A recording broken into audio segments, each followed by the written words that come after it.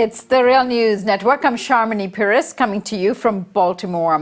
100 years ago, the Communist Revolution erupted in Russia in 1917.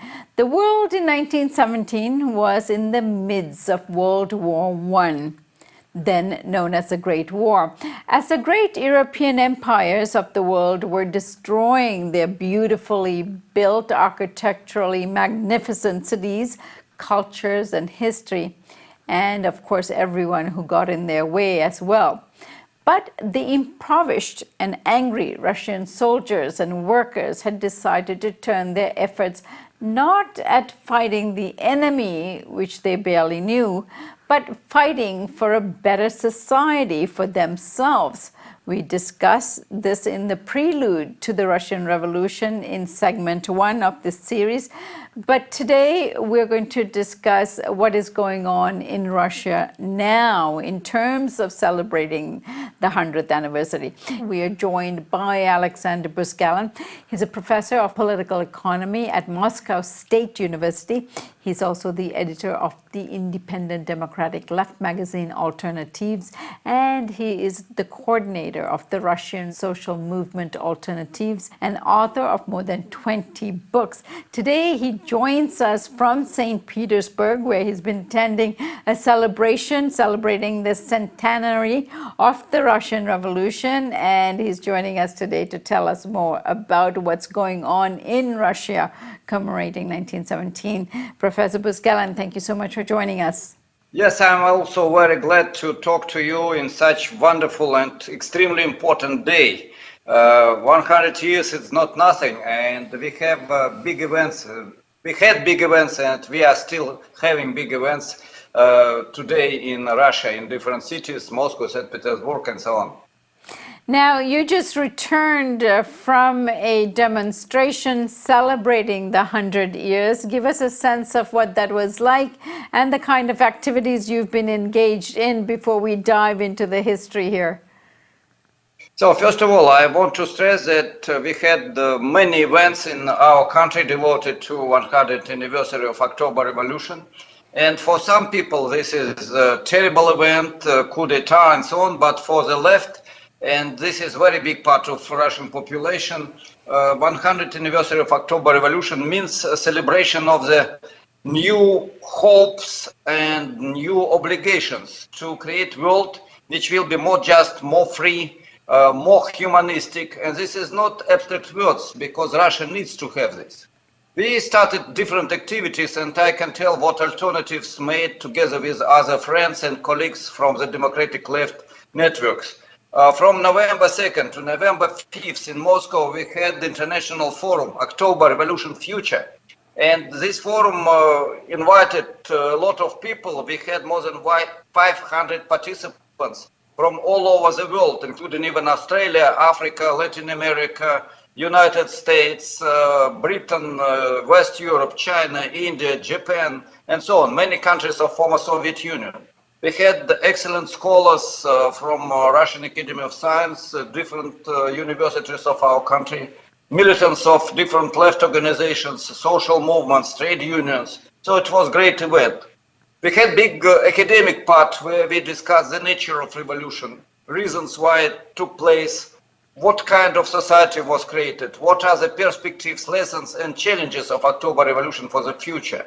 And it was, in some aspects, political economy, in some philosophy, in some history. By the way, this conference was made together with World Political Economy Association and some other international networks, and I think it was their event. And finally, I'm very proud that young boys and girls made beautiful movie, documentary movie, and it was poems, poetry, music, so it was not only academic debates, it was also fiesta, beautiful and optimistic. And in St. Petersburg, we have also both academic events and demonstration. And because I'm now in St. Petersburg, I don't know how big and how organized were demonstrations in Moscow, but in St. Petersburg, it was many thousand people who were walking from place where Lenin came from immigration, it's Finland train station, to the place which is very symbolic to the place where military ship Aurora, the Sunrise, is standing, and the shooting from this military ship was signal for beginning of October Revolution. It was big meeting with speeches of different left leaders and beautiful atmosphere. The only problem, authorities forbid to have a demonstration in the center of St. Petersburg, where typically it took place. They did not give permission to make meeting in the palace, the square in front of Winter Palace, but this is part of reality. In Russia, authorities are not very sympathetic to left ideas, so better to say they simply hate them. But what can we do? We made what we could, and I think this is not bad and not small result. And how is the state responding to this 100th anniversary? Are they also holding anniversary celebrations and events to commemorate the 1917 revolution?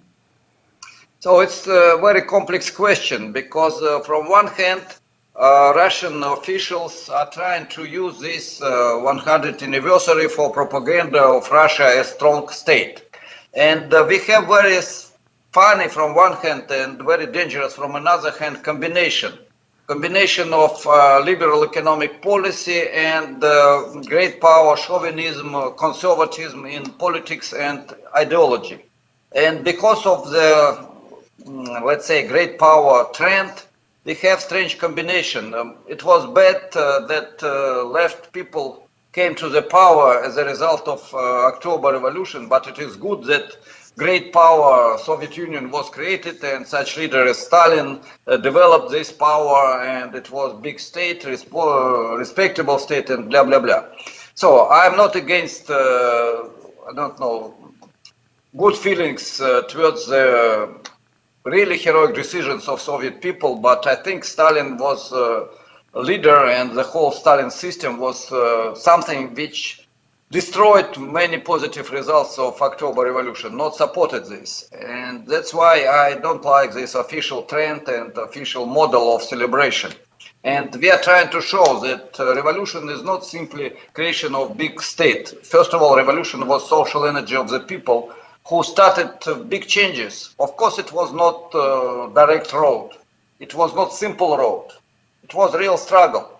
And maybe I must mention that in 1917, October 25th, according to the old calendar, and November 7th, according to the new calendar, it was not military coup, it was not civil war. It was a real, nearly peaceful transformation of power. And who became the real master of political system? Typically, everybody will tell Lenin and a small part of Bolsheviks party, but it's not true. The power took Congress of Soviets, and Soviets were real democratic institution, because these Soviets of soldiers, Soviets of workers, Soviets of peasants, they were created from below, and they took power. In St. Petersburg, Soviet took power, Congress of Soviet, not Bolsheviks. And they said the revolution which was necessary realized. And why Bolsheviks received majority in these Soviets? Not because they made coup or made something extraordinary policy making acts, because they really reflected interests of the ordinary people. And what kind of requirements had people in 1917, in autumn 1917? Very simple, peace. No democratic, so-called democratic liberal party had the idea to stop the war, bloody World War. Only Bolsheviks and a few other political groups said we must stop the war, and it was adequate for the interests of the 90% of Russian ordinary people. Second, land for the peasants. In Russia, peasants had a few pieces, very small pieces of land, and main part of land was in the hands of aristocracy. Bourgeois parties didn't want to give land to the peasants, and that's why left parties, Bolsheviks and some left part of socialist revolutionaries, SSR, became power not because they were aggressive. By the way, when leaders of future white guard, so-called white guard, counter-revolutionaries, officers and generals, they were arrested for a few days. And then Dzerzhinsky, who is a symbol of secret police of Bolsheviks, so-called secret police of Bolsheviks, this person came to them and said, if you give me honest word of officer that you will not attack Soviet government, new government, you will be liberated.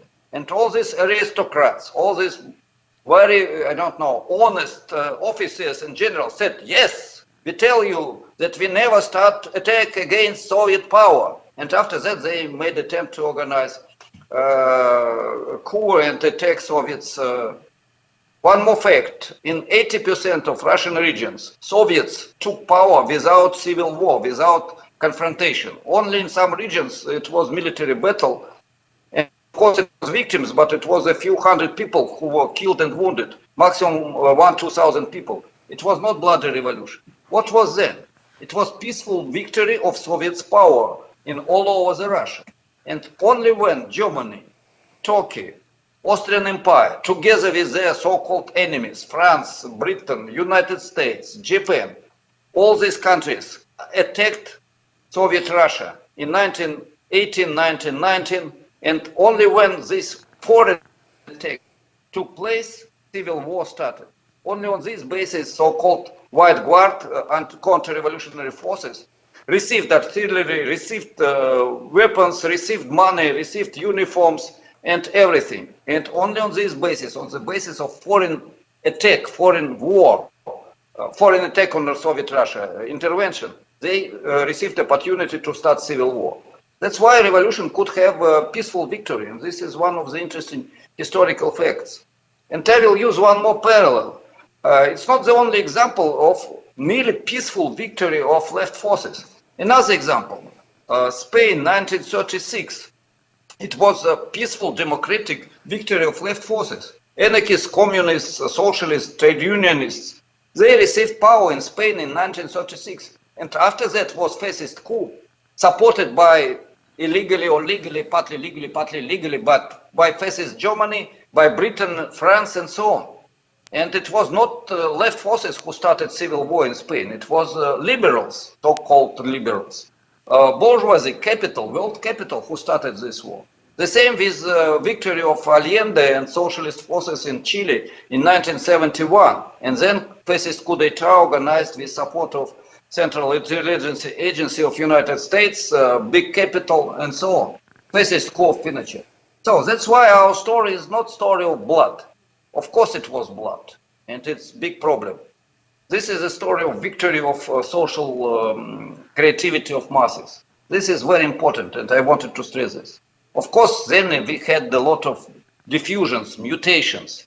We had the very negative influence of subjective factor when Stalinist groups received power and started bureaucratic oppression and then simply terror.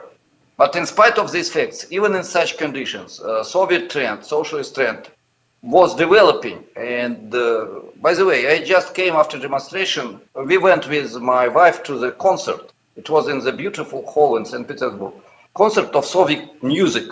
It was so enthusiastic music, so beautiful, so romantic. No one country has similar. And it is a reflection of real enthusiasm and social creativity of the people, which took place even in the atmosphere of Stalin terror in 1937.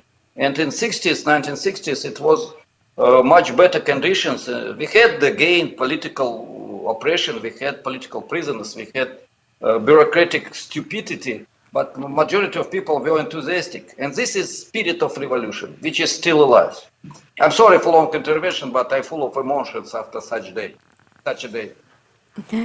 And I thank you for joining us here on the Real News Network. Please stay tuned to an ongoing discussion with Professor Buzgalin. Thank you so much.